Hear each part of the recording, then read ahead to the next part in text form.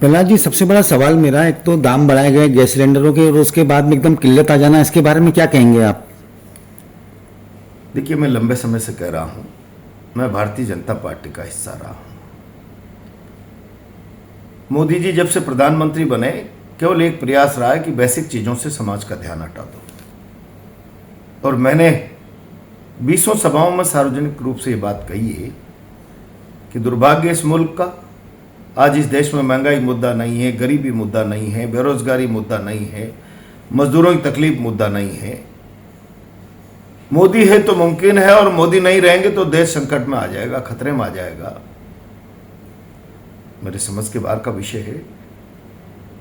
केवल एक तयशुदा कार्यक्रम है कि बेसिक चीजों पर अगर समाज का ध्यान रहेगा, महंगाई पर चर्चा होने लग गई समाज में, या किसी और विषय पर समाज में समसामयिक विषय पर चर्चा होने लग गई, तो राइट रॉन्ग मूल्यांकन लोग करेंगे और कटघरे में सरकार आ जाएगी। इसलिए लोगों का ध्यान न गैस सिलेंडर की कीमत पर जाने दो, न महंगाई पर जाने दो, न तेल शक्कर के बढ़े हुए दामों पर जाने दो, दालचीनी के। केवल और केवल सनातन SIR के नाम पर रोहिंगा अटका कर रखो, क्योंकि धर्म का नशा पीढ़ियों तक चलता है। और एक फार्मूला सेट कर लिया कि इसमें से देश को बाहर निकलने ही मत दो, तो बेसिक चीजों पर ध्यान जाएगा ही नहीं। और फिर आजकल सोशल मीडिया है, कई लोग फटी बनियान में ऐसा वक्तव्य देते हैं, 400 रुपये लीटर पेट्रोल ले लेंगे लेकिन मोदी के साथ खड़े रहेंगे। मार्केटिंग से मैंने हमेशा ही कहा, बीजेपी में रहता था तब भी मैं दबे स्वर में आलोचना करता था मोदी जी की। मार्केटिंग से कारखाने चलते हैं, देश नहीं चलते, देश संवेदनाओं से चलते हैं। और इस समय जितना संवेदना शून्य कार्यक्रम इस सरकार में चल रहा है, केवल और केवल मार्केटिंग।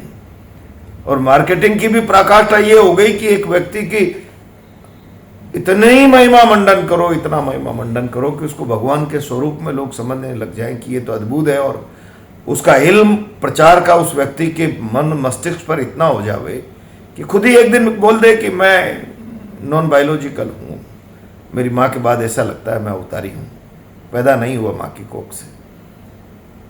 कहाँ ले जाना चाह रहे हो आप भारत को? किस दिशा में ले जाना चाह रहे हो? कमाल है भाई।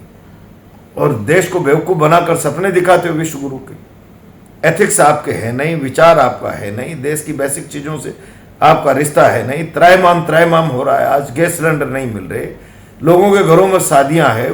बड़ा कल मुझे 50 फोन आए होंगे, साहब गैस सिलेंडर की व्यवस्था करा दो। मैंने कहा बेईमान राज है, सड़क पर खड़े हो और विरोध करो।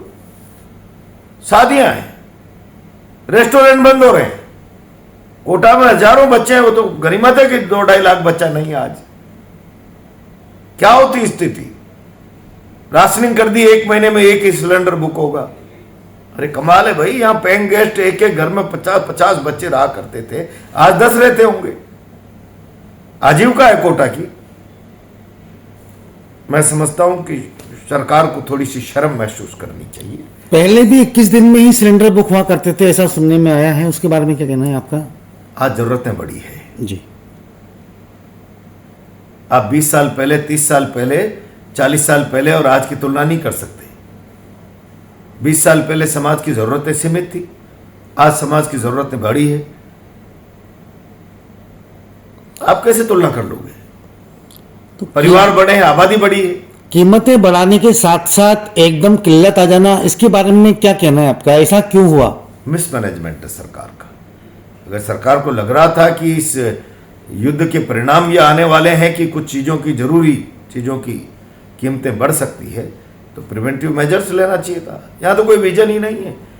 अभी एपिस्टिम फाइल में और इसमें अमेरिका के सामने दब्बूपने में नाम आने के बाद मौनी बाबा हो गए, वरना तो 72-56 इंच का सीना। और इस मुल्क में ऐसा व्यक्ति तो पैदा ही नहीं हुआ। इस महिमा मंडन में सारी बीजेपी लगती थी।